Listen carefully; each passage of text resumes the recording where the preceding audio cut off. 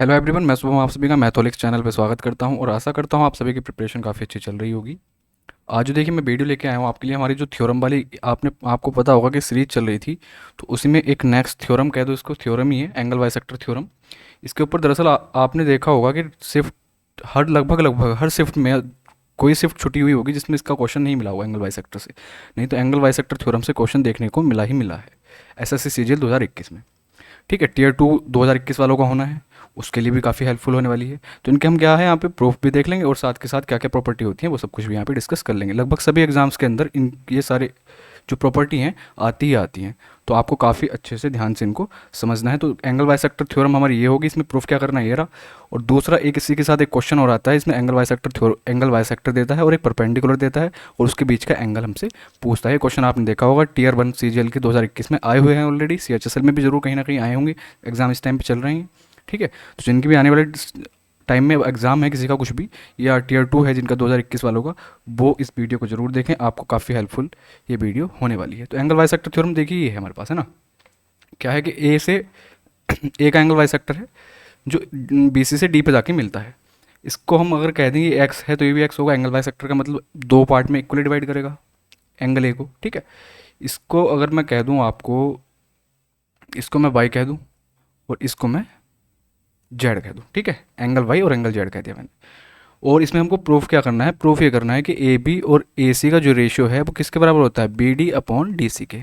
इसका मतलब जो ए बी और ए सी का रेशियो होगा, ये सामने वाली जो इस पे हमने बाइसेक्टर खींचा है ए डी, वो उस जिस साइड पे जाके मिलता है उसको ए बी और ए सी के रेशियो में, यानी कि ए बी और ए सी का जो रेशियो होगा वही बी डी और सी डी का रेशियो होगा, ये हमको इसमें बताना है।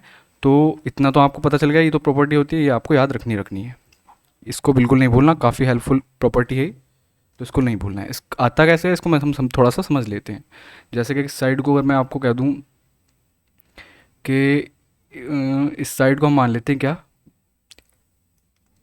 एक मिनट, इसको ए मान लेते हैं, इसको बी मान लेते हैं, इसको सी मान लेते हैं, इसको डी मान लेते हैं। तो हमको क्या प्रूफ करना है, हमको प्रूफ करना है दरअसल कि सी अपॉन डी जो है वो किसके बराबर है, ए अपॉन बी के। ये चीज़ हमको यहाँ पे प्रूफ करनी है। तो इसको देखिए कैसे करेंगे हम। साइन रूल आपने पढ़ा होगा, नहीं पढ़ा होगा तो हम आने वाली वीडियोस में साइन रूल कोसाइन रूल सब कुछ पढ़ने वाले हैं। ट्रायंगल के अंदर किस तरीके से लगाते हैं, तो वो अपने सामने वाले एंगल साइड जो होती है अपने सामने वाले एंगल के साथ वही रेशियो बनाती है जो दूसरी अपोजिट साइड एक दूसरे के साथ बनाती है। ठीक है, जैसे कि अगर मैं बात करूँ एक्स एंगल है, ट्राइंगल ए बी डी में बात करूँ, एक्स एंगल है, इसके सामने साइड ए है, तो ए अपॉन साइन ए साइन एक्स बराबर होगा किसके, सी। अगर ये साइड है तो इसके सामने एंगल कौन सा है, इसके सामने एंगल है ये angle D, A D B. जो ए डी बी कितना होगा, एक बात बताइए, एक्स और जेड का क्या है, एक्सटीरियर एंगल है, तो इसको हम एक्स प्लस जेड कह देंगे। ठीक, तो सी अपॉन साइन कितना हो जाएगा, एक्स प्लस जेड। थोड़ा तिरछा होकर लिखा गया, कोई बात नहीं। ठीक है, इसी तरीके से आप एक बात बताइए, ये वाला एंगल कितना होगा, ये वाला एंगल एक्स और वाई का क्या है, एक्सटीरियर एंगल है, तो कितना हो जाएगा, एक्स प्लस वाई, ये वाला एंगल हो जाएगा। इसी मैं बात करूँ ट्राइंगल ए डी सी में, अगर मैं बात करता हूँ साइन रूल लगाता हूँ, तो एक्स के सामने कौन सी भुजा है, बी है, तो बी अपॉन साइन एक्स बराबर क्या हो जाएगा, डी। हम ले लें डी के सामने कौन सा एंगल है, डी के सामने एंगल है एक्स प्लस वाई, तो इसका साइन ले लेंगे, साइन के साथ साइन एक्स प्लस वाई। यहाँ तक कोई प्रॉब्लम नहीं है। अब इनको अगर मैं डिवाइड लगा दूँ, इक्वेशन 1 और इक्वेशन 2 को, एक इक्वेशन 1 को 2 से डिवाइड लगा दूँ, तो होगा क्या, क्या होगा देखिए, ये होगा इसमें कि इसमें साइन एक्स से साइन एक्स तो कैंसिल हो जाएंगे। ठीक है, हमारे पास कितना बचेगा, ए अपॉन बी बराबर हो जाएगा C into sine x plus by, ये ऊपर पहुंच जाएगा ना, ये ऊपर पहुंच जाएगा सी के साथ, और डी इसके साथ आ जाएगा साइन एक्स प्लस बाई, और अपॉन में क्या आ जाएगा, D into sine x plus Z. अब बड़े ध्यान से यहाँ समझिए, एक्स प्लस वाई और एक्स प्लस जेड, ये दोनों एक्स प्लस जेड और एक्स प्लस वाई एक दूसरे के कैसे एंगल हैं, सप्लीमेंट्री एंगल हैं, मतलब इन दोनों का सम कैसा है, 180 है, किसका, एक्स प्लस जेड का भी और एक्स प्लस वाई का। और सप्लीमेंट्री एंगल का हमको पता है, जैसे कि हम कह दें साइन एक्स प्लस जेड बराबर हम क्या कह सकते हैं, साइन एक्स प्लस वाई कह सकते हैं। कैसे कह सकते हैं, एक बात बताइए, एक्स प्लस जेड को अगर मैं एक्स प्लस जेड रखे रहने दूँ, एक्स प्लस वाई को मैं क्या लिख सकता हूँ, एक्स प्लस वाई को लिख सकता हूँ मैं 180 माइनस एक्स प्लस वाई लिख सकता हूँ, है ना। पूरा एंगल कितना है, 180 का है, एक्स प्लस जेड निकाल दिया हमने, तो इसमें से हम क्या लिख देंगे, एक्स प्लस जेड है ये, 180 माइनस एक्स प्लस जेड लिख देंगे। अच्छा 180 माइनस कुछ भी करते हैं सेकंड क्वाड्रेंट में आते हैं, साइन चेंज नहीं होता, ना ही साइन का कोई साइन चेंज होता, मतलब प्लस माइनस और साइन की वही वैल्यू रह जाती है। तो 180 माइनस करें तो ये क्या आ जाएगा, साइन कितना आ जाएगा, साइन एक्स प्लस जेड। तो इस तरीके से हम साइन एक्स प्लस जेड और साइन एक्स प्लस वाई को एक साथ इक्वल कह देंगे, और ऐसा कहने पे दोनों आपस में कैंसिल आउट हो जाएंगे। तो ए अपॉन बी कितना आ जाएगा, सी अपॉन डी के बराबर आ जाएगा। ये देखिए छोटा सा इसका एक प्रूफ था, जो आप अगर समझ आ गया तो बड़ी अच्छी बात, नहीं आता तो कोई टेंशन लेने की ज़रूरत नहीं है। वैसे आ गया होगा, कुछ ऐसा हमने किया नहीं, इसमें सिर्फ और सिर्फ साइन रूल लगाया है।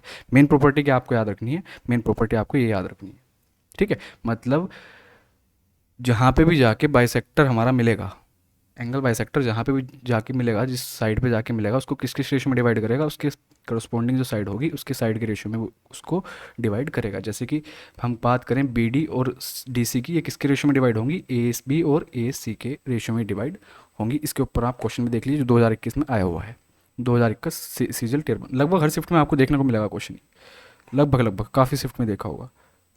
क्वेश्चन देखिए क्या कह रहा है कि एक ए बी सी एक ट्राइंगल है, ठीक है।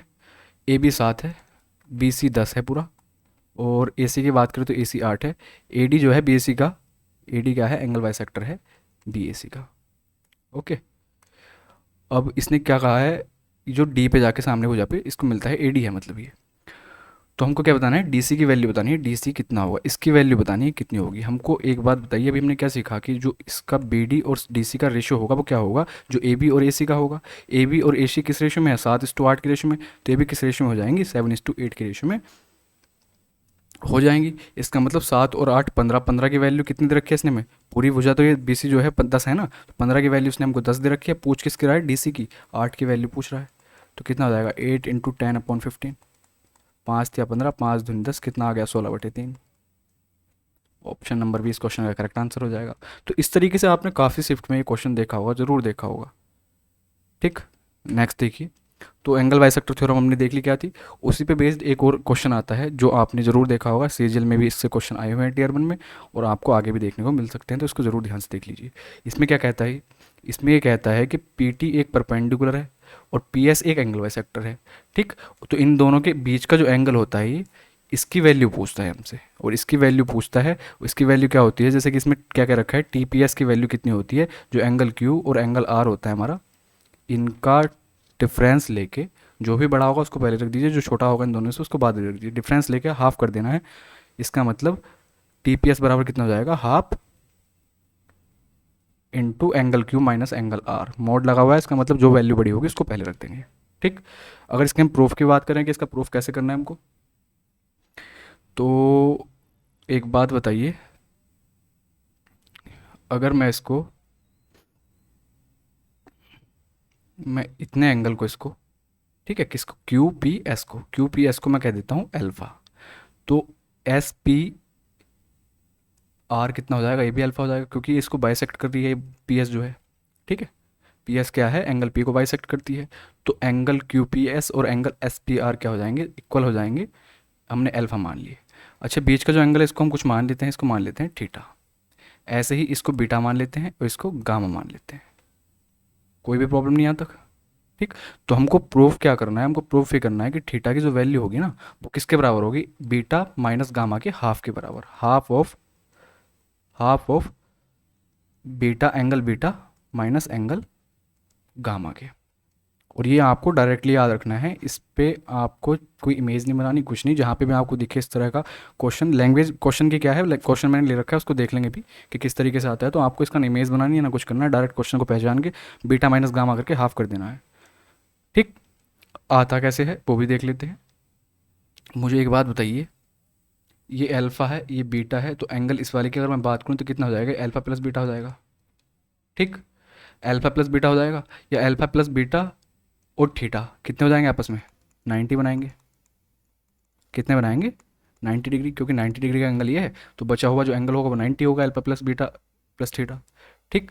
सेम इसी प्रकार से यहाँ देखिए 90 डिग्री का एंगल ये है, और मैं इस एंगल की बात करूँ, ये वाला एंगल कितना होगा, मुझे ये बताइए, ये एंगल कितना होगा, ये वाला एंगल पूरा एंगल कितना है, अल्फ़ा है। इसमें से अगर मैं थीटा को निकाल दूं, अल्फ़ा माइनस थीटा कर दूं, तो ये कौन सा बच जाएगा हमारा, ये वाला एंगल बच जाएगा। तो अगर मैं ट्राइंगल टी पी आर की बात करता हूँ, तो इसमें TPR में अल्फ़ा माइनस थीटा और गामा की वैल्यू कितनी हो जाएगी, 90 हो जाएगी। Alpha minus theta plus gamma की वैल्यू कितनी हो जाएगी, 90 डिग्री हो जाएगी। इसका मतलब दोनों इक्वेशन आपस में बराबर हैं, है ना, दोनों की वैल्यू 90 डिग्री है। तो दोनों इक्वेशन क्या है, आपस में बराबर है। तो जब मैं इनको बराबर रखूँगा तो alpha plus beta plus theta बराबर क्या है, alpha minus theta plus gamma. तो अल्फ़ा से अल्फ़ा कैंसिल, ठीक। 2 थीटा बराबर कितना आ जाएगा, गामा माइनस बीटा, या थीटा बराबर क्या आ जाएगा, 1/2 गामा माइनस बीटा। देखिए यहाँ पे इसलिए मोड लगाते हैं कि किसी की वैल्यू बड़ी आए, जिस जो भी हमको एंगल बड़ा दे रखा हो उसी को हम क्या करेंगे, पहले रख देंगे। गामा बड़ा आ रहा है तो गामा को पहले रख देंगे, बीटा बड़ा आ रहा है तो बीटा को पहले रख देंगे। ये इसका छोटा सा प्रूफ था। प्रूफ आपको अगर याद रखने की ज़रूरत नहीं है, सिर्फ और सिर्फ प्रॉपर्टी को याद रखिए, क्योंकि आपको क्वेश्चन करने हैं, आपको ये सब कुछ वहाँ पे नहीं दिखाना है, ठीक है। आई होप आपको क्लियर होगा। इसके ऊपर क्वेश्चन देख लेते हैं, क्वेश्चन क्या है।